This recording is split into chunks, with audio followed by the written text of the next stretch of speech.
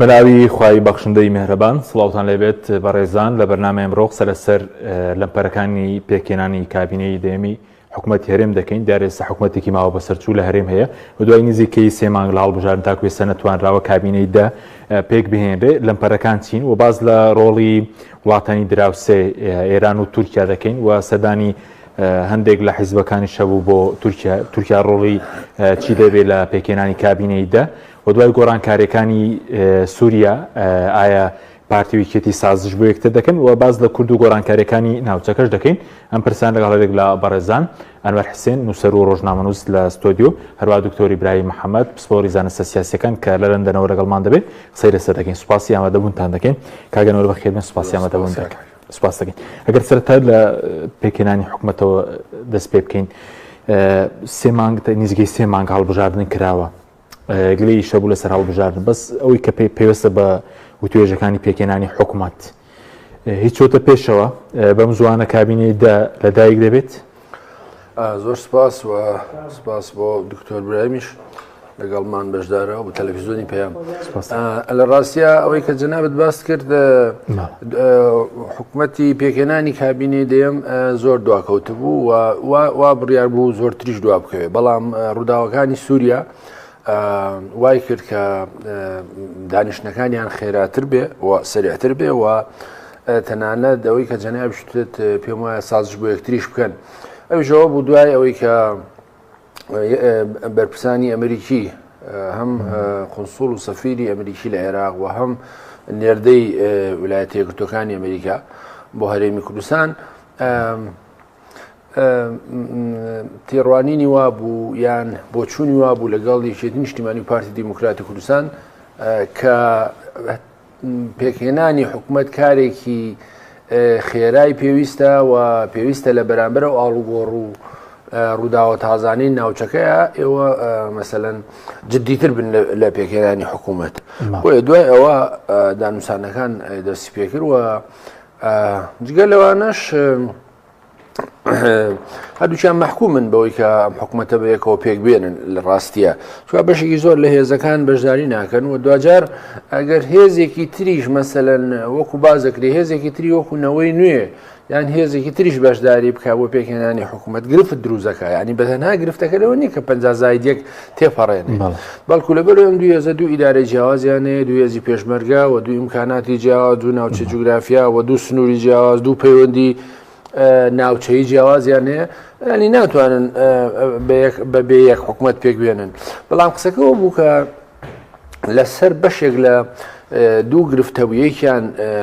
پێگەی پێگە و پۆستەکانە یەکیان میکانیزمی پێکێنانی ئەو حکوومەتە یا دەسەڵاتەکانی ئەو پۆست و پێگانەیە کە بەریەکییانەکەی بە تایبەتی کە زۆرتر یەکێتی نیشتیمانی کوردستان لە کابینەی پێشوو ناڕازی بوو لە بانگەشی هەڵبژاردننی شابینیتان کە پێی وا بوو بە تەنها نەک هەر ئستێقاقی خۆی پێنەدراوە پێی وا بوو کە مەس ئەو میکانیزم و ئالیاتانەش گیراونە بەر بۆ حکوومەت مەسەلەن دەسەڵاتەکانی نەک هەر وەزیرەکانی یشتی وەزیرەکانی تریشی کەم کردوتەوە و پارێزگارەکانی کەم کردوتەوە بەڕێوەرەگەشتەکانی کەم کردوتەوە یان نییە بۆیە پێم وایە ئەو گرفتانەی ئەو دانیشتانەی ئێستا هەیە زگەلەوەی بە نظری خۆم کە پێم وایە ئەمریکا چاودێریەکە لە پشتەوە ئاگاداری دانووسانەکانە و دەخالەتی هەیە و لە هەمان کاتە پێم وایە سازشش بۆ یەکەکەن و بەم زوانە پێچێ پێک بێت بەم زوانەکو کات یا دەیەوێت پێم وایە مدە دیارە مدەیەک من نازانم بەڕاستی من لە دانووسانەکانی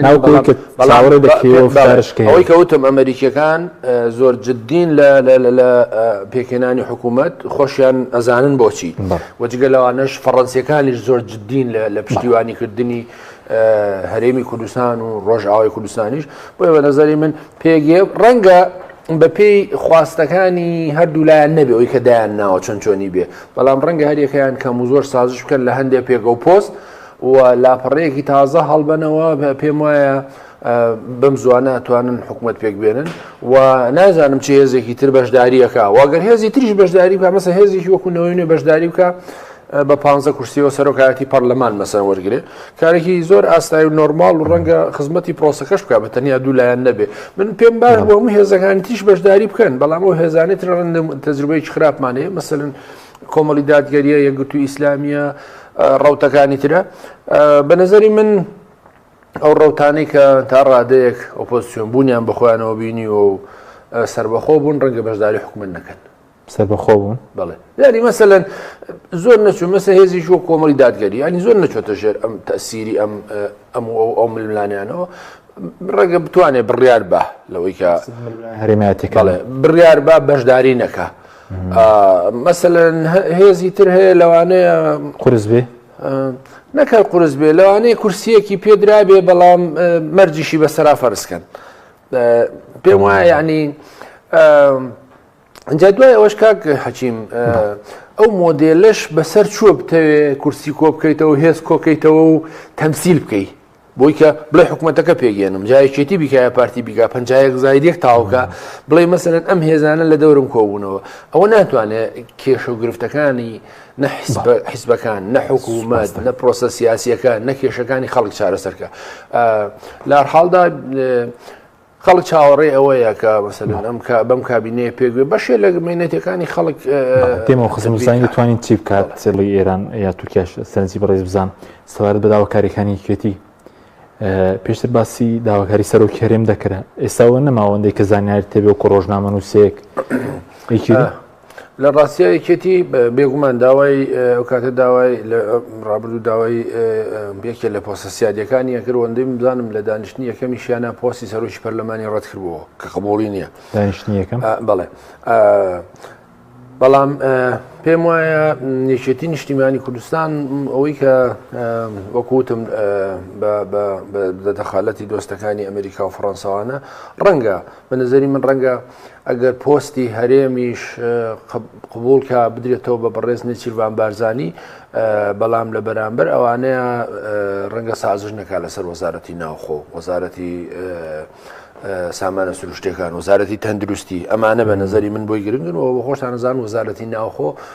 حکوومەتێکی بچووکراوەیە لە ناو حکوومەتی هەرێمی کوردستانیا بەڵام حکوومەتی سێبەرە هێندە دەسەڵاتی هەیە کامە ژواردە لە زۆربەی دنیاە بۆ ئەگەر مەسەلەن ئەو دوو پۆستەیەکە من نەدرێت چووکە پارتی دیموکراتی کوردستان حجەی ئەوەیە ئەڵێ پۆستی سەرۆکی حکوومەت ئیستقاقی انتخابی خۆمە بەڵام پۆستی هەرێم سەرۆکی هەرێم بەراوردە لەگەڵ پۆستی سەرۆکۆماری عێراق ئەگەر ئەوەتان بینی ئەومان بنێ کە لە ڕاستیە ئەوە ئەم گرفتە بە نظری من چارەسەرەوێ بە تایبەتی وەزارەتی ناوخۆتوانە یەک لای کاتەوە و لە هەمان حاڵدا یەکێتی نیشتیمانی کوردستان بە نظری من ڕەنگە بە پێی ئەو ئاڵگۆڕانەی ناوچەکەەوە بۆ پێی بەرژەوەندیەکانی خەڵکیش ڕەنگە خۆشی وتوێتی مەسەن جەنابی کاقوبات بڕیاری داوە کە جێگری سەرۆکی حکوومەت ناکە لەم بە فەرمی هەیە نیکە ئەوەندەی من بزانم نیکە یەکێتی نیشتیمانی کاندیدی تریە بێ وڵا لە ڕاستی باسی چەند کەس دەکرێ باسی مەسەلەن جەنابی کاک هاوڕێی دارێ شێخ نووریە کرێ باسی کاک دەربازی کاک کۆشڕەسوڵە کرێ باسی کاک ئیماد ئەحمەد دەکرێت بە نظری من هێشتا ئەمانە بێ مەکتەبی سیاسییان خودی جەنابی کاک باوڵ یەک لای کاتەوە لە قووەت تەڵەبانی بێتە جێگری سەرۆکێرێم لەو حاڵەتدا ئەگەر سەرۆکایەتی هەرێم بدرێبێچێتی ئەوە پێم وایە بە نظری من جەنابی کاقوبادە ئەگەر نا ڕەنگە بۆ جێگری سەرۆکی هەرێم پێم وایە بیکە پێم وایە ڕەنگەلەبەرەوەی کاقوبات خۆی ڕایگەیاندووە کە مەسەلەن لە مای ڕابردووجا لە کابینەی پێشوشا کاقوبات مەسەلەن نمونیانەی زۆر نواندوە خۆشی خەڵکێک بۆ لە ئەوروپا ژیاوە مەسەلەن زۆر جاریش گلەیەکانی تەنانەت نەخسۆدە سەر میدیاش بەڕاستی ینی مەسەلەن گلەیەکانی لە چوارچێوەی حیزب ویسراوە چارەسەر بکرێ گرفتەکەش چی بووە بە نظری من گرفتی شخصی جەنابی کاقوبات نەبوو ئەوەندەی پێی وا بۆ دەسەڵاتەکان شۆڕ نەکراوەتەوە بۆ خوارەوە لە خودی جێگرەوە لە خودی وەزیرەکانەوە لە خودی وەکوتم بەڕێوەبەرە گشتەکان بۆیە ئێستا مەسەلەن ئەم وەفدە زۆرتر قسە لەسەر تەکنیکی ئەوە ئەکەن کابێ کاتێک وەزیر بوو وەزیر بێ سەلاحێتی بێن مەسەلەن ئەوێ مثل 10 ملیۆن دینار سەرفکا بۆ ئیشێک پێویست ناکە بگەڕێتەوە بۆ وەزارەتی بۆ ئەنجومەنی وەزیران و دوای وەزارەتی دارایش ڕۆژێ بە میزاجی خۆی بڵێ پارە هەیە وەڵام نییە یان مدیر عامێک هەڵسێ بۆ ئیمزایەک لێرەوە بڕواتە هەولێرە بێ ئەم سەلاحێتانە مەسەلەن شۆڕ بکرێت ئەم یەکێک بۆ بەڕاستی لە گرفتەکان وە گرفت یعنی مەسەلەن پێشنیارێکی منتەقیشەکە بێت چارەسەر بکرێت وەزیر مەسەلەن وەزیرەی تر ناکرێت جێگرەکەی مەسەلەن گرفتی بۆ دروستکە بەبێ یەکێتی وەکو پێشتر لەگەڵ گۆڕان و پارتی سەرەتا حکوومەتیان پێکەنە هەمجارەوە دووبارە بێتەوە بڵێن پارتی و نەوەی حکوومەت پێک بێنن دوایی کێتیبان پێم وانە زانی ئەو کارێکی ئاسان نییە هەلومەرجی بستنەوەی گۆڕان جیاواز بوو گۆڕان هێزێکی زەبەلاحی گەورە بووە کورسێکی زۆری هێنا بووە بەڵام لە ئێستاە مەسەر هیچ هێزێک ئەو ئیمکاناتی بستنەوەی گۆڕانی نییە و هیچ کەسیش مەسەلەن جەنابی کاکنەوە شیروان نییە بێ واقع ببینی و پارتی دیموکراتی کوردستان پێش و ئێستا پارتی دیموکراتی کوردستانیش ئەوەی تاقی کردەوە کە ئاکامیشی نەبوو نەیتوانی مەسەرن ئەوەی کە لەبەرەوە ئەو دووبارە ناکات سەبار بە تورکیا چون بۆ تورکیا لە ڕاستیە تورکیا ڕۆڵی تورکیا زیاتر بووە لە ڕاستیە ئوستاز ڕۆڵی تورکیا بەردەوام هەبووە بەڵام بە دوای ڕووداوەکانی 8 دیسەمبەری سووریا بێگومان ڕۆڵی زیاتر بووە چونکە ئەکتەرە سەرەکیەکە کە مەسەلەن لە تارانەوە تاوەکو جنوبی لوبنان داشەکانی دانا و سەربازەکانی ئەجوڵان و یاریەکەی بەڕێوە برد چێ خودی قاسم سلێمانی کە کارکتەرێکی گەورە بوو ئەو ڕۆڵێجێڕا و دوایش مەسەلەن خودی کۆماری ئیسلامی ئێران لەم ڕووداوانەیە بێگومان پاشەکشەی کردووە لە جنوبی لوبنانە لە فەلەستینە لە سوودیایە کە ناوەندی ئەوە بوو بێگومان ئێستا لە عێراقش حەزەرەکە لەوەی کە زۆر دەخالت نەکا بێگومان واز نایانێ لە هەرێمیش بێگومان واز نایانێ بەڵام بێگومان کاتێککە تۆ ئەو هەموو ئینرژی و ئیمکانات و ئەو هەموو کارکت ئەو هەموو ڕۆڵە لێسێنراوەتەوە و جگەل لەوەش کاکاگەن ئێستا پێم وایە ویلایەتە یەکگرتووەکانی ئەمریکاویەتی ئەوروپا خودی ئیسرائیلی ئەگەڕێن بۆ بیانووی زۆرتر کە کۆماری ئیسلامی ئێران زۆرتر مەسەلەن پەراوێز خەن زۆرتر هێرشی بخەنە سەر بڵێن ئەڵەوە دەخالت دەکات لە عێراق ئەوە دەخالت دەکات لە هەرێمی کوردستان بە بیانووی زۆرتریش ئەگەڕێن بەڕێی من ئەتوان بیانوێ زۆرتر پەراوێزی بخەن و لە بەرامبەردا ئەوان نین کە ڕۆڵیان زۆرتر داوە بە تورکیا ئەو ڕۆڵیان لە ئێران سان بێتەوە ئەو ڕۆڵیان دابێ بە تورکیا بەڵکو تورکیا بۆ خۆی جگەلەوەی پێگە و جێگە و موقعیەتێکی گەورەی هەیە و خۆشتان نەزانن هێزێکی شۆڤێنی گەورە لەسەر حاکمیەتی هەیە لە وڵاتە یعنی مەسەلەن بزانن ینی 24 سەعات دێن باسی لە خودی ئەردۆگان و لە خودی هاکان فیدان و لە خودی ئیبراهیم کاڵر وەکو سێ کەسایەتی گەورەی ئەو سیستەمە سیاسیە ڕۆژانە باسی ئاشتیەکەن و ئەبێ ئاشتی بکەین و دانوسان بکەین کەچی ڕۆژانە خەڵگە کوژن لە ڕۆژاوی کوردستان ڕۆژانە خەڵگە خەنە زیندانەکان و بەڕێی من ڕۆڵێکی زۆر نادۆستانەی هەیە لەگەڵ یەکێتی نیشتیمانی کوردستان بۆ فڕۆکخانەی سلێمانی بۆ دووبارە سزاکانی یەکێتی مەرجەکانی جێبەجێ نەکرد مەرجەکانی چیە تورکیا کاکاکی مەرجی تورکیا زۆر ئاسانە مەرجەکانی شێوەیە کاڵێ ئێوە ئەبێ دەست لە دۆستایەتی پارتی کرێکارانی کوردستان هەڵگرن و ئەبێ پێگە و جێگەکانیان مەسەلەن کە هەیەیانە دابخرێن و بەڕەسمی بیان ناسن وەکو گروپێکی تیرۆریستی مەسەلا یەکێتی نیشتیمانی کوردستان مەسەلا زۆری نیشی کردووە مەسەلەن زۆر ڕێکاریشی کردوتە بەرەوەی کە حکوومەتی عێراقی لە ماوەی ڕابردوودا و توێتی ئەوانە ئەو بارەگا و شوێنانە دابخرێن ئەوەش کراوە دوای ئەوە مەسەلەن خۆریەکێتی نیشتیمانی کوردستان تەزرەبی دووبارە ناکاتەوە بڕوا شەڕی پارتی کرێکارانی کوردستان بکە قسەکەوەیە کە هەمیشە و توێتی ئەبێ ئەمە بە گفتوگۆ حەل بکەن ئێستا حکوومەت تورکیا خۆشی گەشتوتەوە قەناعەتەکەەوە تا بۆ خۆی داوای محافظات دەکات لەگەڵ بەڵام لە هەمان کاتدا بە نظری من تورکیا کاریگەری هەیە و ئەو جوڵانەش کە ئیکا لە دووسۆزی نییە بۆ پێکێنانی حکوومەتی هەرێمی کوردستان یا بۆ پەنان پارتی دیموکراتی ئەوەی بۆ دژایەتی یەکێتی نیشتیمانی کوردستانە وەکو کارتی فشار ئەوێ بڵێ تۆ مەرجەکانی من جێبەجێ ناکەی من خەڵکی تر دەتوانم وەکو بەدیل تۆ نیشاندم بەڵام ئەمە بە نەزەری من کارێکی نییە کارێک بە بچین دەرەوەی پێکێنانی حکوومەت دەنگ و باسێکە بوو نێژان بارزانانی سەدانی دیمەشق بکات هیچ شتێکی وەلارەدە وەگوایە باسی نیگەرانی لایەنە عێراقیەکان بکرێ جگەلەوەش کە سەدانی بەغداش دەکا بڵێن هەفتەی داهاتوو کۆبوونەوەی هاوپەیمانی داری دەوڵەت شتێکی وا لە ئارەدە ئستاس با من پێشەوە بڵێم مەسەلەن یەکێتی و پارتیە بێ ئەوە بزانن و پێم وایە تێژەگەن لەوە کە ڕووداوەکانی ینی جیهانی دوای حوتی ئۆکتۆبەر و 8 دیسەمبەر جیهانی پێش ئەو ڕووداوانە نێوەڕاستی هەڵگۆڕی گەورە ڕوویداوە و ڕەنگە هەڵگۆڕی تیژ ڕووبدا بۆیە وەکوتم لە سەرەتایە مەحکومن بۆی کە حکوومەتەکە پێک بێنن و ڕێز لە هاوپەیمانەتی و بڕیارەکانی تریشیان بگرن بۆ دوایەوە بە نظری من خاڵێکی زۆر گرنگەویژەوە کە جەنابی کاک مەسعود خۆی دەخالت بکات لەم کێشانەی وەکو چۆن ئێستا لە کێشەکانی ڕۆژئاوا خەریکە دەخالت دەکات و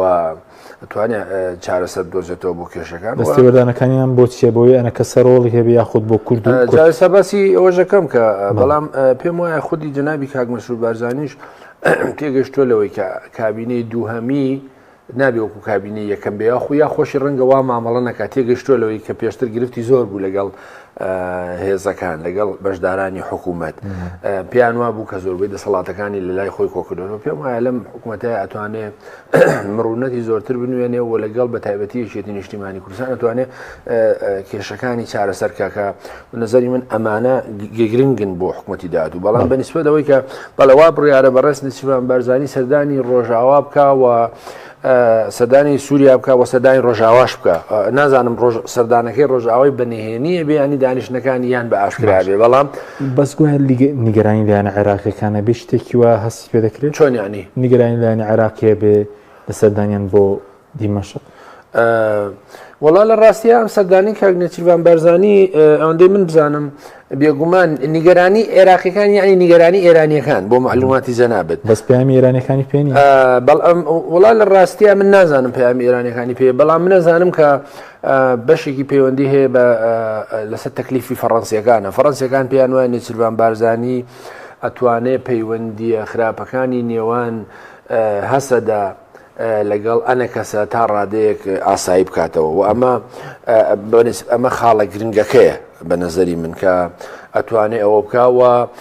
وعدیشە لەگەڵ ئەحمەد شەرع کۆبێتەوە کە زانی یەکێ لە گرفتەکانەوەیە کە هێشتا حکوومەتی عێراقی بەرچاوی ڕوونی بەڕسمی چۆن لە سووریا بەڕسمی ئەحمەد شەرع بەڕسمی بناسێ بە تایبەتی کە عێراقیەکان بەڕوونی هەست بەوەکەن کە ئەمە نەک هەر دۆستی کۆماری ئیسلامی ئێران نیە بەڵکو دژی سیاسەتەکانی کۆماری ئیسلامی ئێرانیشەوە ئەوەی کە پێشتر وتم ئەو پێگەڵ مووقعەتێکی ئێران بەجێ هێشتە ئەو پڕی کردوێتەوە و تورکیا دەخالەت دەکات خودی ڕابەری کۆماری ئیسلامی ئێرانیش نێشاردەوتی کە دەست هەیەەوە وڵاتانی ناوچەکە دەستیان هەبووە لە ڕوخانی بەشار الئەسەد و لە هێنانی ئەم هێزانە خۆ لە ڕاستیە واقعە بەڵام قسەکەوەیە کە نێچیروان بارزانی لە هەر حاڵدا نوێنەرایەتی بەشێکی نوێنەرایەتی پارتی دیموکراتی کوردستانەکە پەیوەندیەکانی پارتی دیموکراتی کوردستان لەگەڵ ئەنە کەسە کە ڕنگدانەوەی خراپی پەیوەندیەکانی نێوان پەکەکە و پارتیە کاریگەری هەبووە بەڵام ئەوەندەی من بزانم لەم ماوەیە دووسێ دانیشتن بۆ دانیشتنێک بووە لە بینی مەزلوم عەبدی و ئەحمەد شەرع بە ئاگاداری ئەمریکی و فەڕەنسیەکان لەو دانیشتە تەنانەت لە فڕۆکەخانەی دیمەشق کراوە لە شوێنە ڕسمیەکەی ئەحمەد شەرع نەکراوە و ئەمریکی و فەڕەنسیەکانیش چاودێریان کردووە چوە پێیان وا بووە کە ڕەنگە لە شوێنی ڕسمی گونجاو نەبێت لەو شوێنە ڕسمیکە هەیە چکە ئەوان هێشتا هەسەدە بە ڕسمی ناناسن و دانیان بە مافەکانی کوردانە ناوە ئەوە لە لایەکی تریشەوە دانووسانی نێوان ئەنە کەسە و با بڵێم لە لایەک تریشەوە ئەو پەیەنەکەی کە تەرەفەکەی ترن یەک دوو جار دانیشتنیان بووە دانیشتەکان بەداخەوە کە ئێمە ئەوەی کە بینیمان لەو دوو دانیشتەی کە بووە ڕاگەیاندنەکانی ئەنە کەسە داویانە پێ ناچێوا بە ئاسانی بەم حاڵە پێک بێن بەو دەلیلەی کە ئەوان داوای ناردنی هێزی ڕۆژەکان هێزێکی تایبەتیان هەبێ و دوای ئەوە یەکێ لە سەرۆکی ئەنە کەسەی پێشوو لە ڕێدوانێکە ئاڵێ ڕژێمی بەشار الئەسەد و هەسەدە فەرقێکی وایان نییە ئەمە مەسەلە نیگەرانی دروستەکە ئەمە نیەتی بەڵام بۆیە بە نەزەری من ئەم دانیشتانە یەکێ لە دانیشتەکان بە ئاگاداریە بە بڵم بە حوزوری جەنابی کاک مەسعود بووە بەڵام بە هەر حاڵ هەرێمی کوردستان سنووری ئەوان ئامادەن بۆ گۆڕانکاریان ئەگە شتێک لە عێراق ڕوودا لێرە بەو حکوومەتت نییە پەرلەمان بەخراوە دوو ئیدارەیە بێ متمانەی خەڵکەیە ئەوە ڕاستە بەڵام کاکین ئەمە خۆ دەزانی ئەم پەیوەندیانە پەیوەندی حکومی نین زۆرتر پەیوەندی حیزبین مەسەرەن وەفدی دەم پارتی هاتوتە سلێمانی لەگەڵ یەکێتی نیشتیمانی کوردستان دانیشتووە وەفدی ڕۆژاوا هاتووە لەگەڵ یەکێتی نیشتیمانی کوردستان دانیشتووە وەکو حکوومەتیش بەڕاستی دانیشتووە وەکو یەکێتی نیشتیمانی کوردستان وەکو هێزە ئەوەی پارتی دیموکراتی کوردستانیش ڕاستەوە کوتم کاک نێچیروان سەرۆکایەتی سەر هەرێمەکە بەڵام لە ڕاستیە هەرچی چۆنێ بتەوێت بەشێکە لە نێنەرایەتی پارتی دیموکراتی کوردستان جاوە کوتم ئەگەر گۆڕانکاریەکانی سووریا ئەگەر گاتە عێراق ئەگەر چۆن لە عێراق ڕووداوە شتێکی ترە بەس ئێستا و هەرێمی خۆمان حازر و ئامادەیە بۆ شتێک ڕووبدە خۆی لە ڕاستیە هەرێمی کوردستان یەکێ لە گرفتە گەورەکانی ئەوەیە کە هەر ئاڵوگۆڕێکی سیاسی ئەمنی اقتصادی لە عێراق ڕووەدا لەبەرەوەی پابەندی هەیە و بەتایبەتی لە مەسەلەی بۆ جەموچە کاریگەری گەورەکە لەسەر هەرێمی کوردستان بەڵام ڕەنگە لە حاڵەتی تردا هەرێمی کوردستان پێی خۆش بێ عێراق تووشی شکست و قەیرانی گەورە بێت. هەردوو هەیە بەس تێڕوانینی هەولێرە سلێمانیش هێمان شتێ وەڵای لە ڕاستیە بۆچی ناچکە مەسەلەن خۆ کاتێکە لە مۆزوعی ڕفراندۆمە خۆوان ئەو منتقانەی داگیریان کردو جێگە نفوزی یەکێتی نیشتیمانی کوردستان بووە خۆ جێگە نفوزی پارتی دیموکراتی کوردستان هەستی پێ دەکرێت پارتی پێخۆش دۆخی عێراق تێک بچێ بۆی کە نەوتەکە هێنار دەکاتەوە بۆ نمونە من لە ڕاستیا دەخوێنێتەوە پێم وایە بەبێ تێکچوونی بارودۆخی عێراقیش ڕەنگە لە ئاکامدا نەوتی هەرێمی کوردستان چۆن جگە لە فشارەکانی تورکیا یا با بڵێم دەخالەتی تورکیا و پێم وایە ئەمریکا ئەوانەش ڕەنگە ئەوە بکەن بە تایبەتی کە هەستەکەن ئەو داهاتە زەبەلاحی عێراق ڕۆژانەکە بەدەستیەوەیەتی 89 ملیار دلار مانگانە نەوت دەفرۆشێ پێیان وایە جگە لە موچەیە کە بۆ خەڵکی عێراق دابینەکرێت ئەوی تری ڕوا بەم لاولایە بە تایبەتی گومانیان لە ئێرانیش هەیە ئەو کاکە حەکیم ئەو گرێبەستەی کە عێراق کردوێتی لەگەڵ تورکمانستان بۆ کڕینی غاز مانگانە ڕۆژانە حکوومەتی عێراقیە بێ 2.5 ملیۆن دلار یعنی ساڵی 1 ملیار دلار بە حکوومەتی تورکمانستان لە بەرامبەر هێنانی غاز بۆ عێراق بەڵام عقدەکە عێراق کردوێتی بەڵام ئەو ئەمریکەکان ئەڵێن ئەم غازە ئێران ئێگۆڕێتەوە ئەی با بۆ ناوچەکانی شیمالی خۆی وتێتی لەبەرەوەی نەغازەکەی منی پێناگا من لە سنوورەکانی عێراق غاز ڕاوا ناکەم بەس ئێستا عێراق غازەکە خۆشی ڕاوە ناکا بۆ عێراق غازەکەی تورکمانستانی ژەبە مەسەلەن هەموو ڕۆژ حکوومەتی عێراقی ملزەمە عقدەکەی کردووە 2 ملیۆن دلار بە ئەمریکەکان ئەڵێن مەسەلەن بۆیە ئەڵەم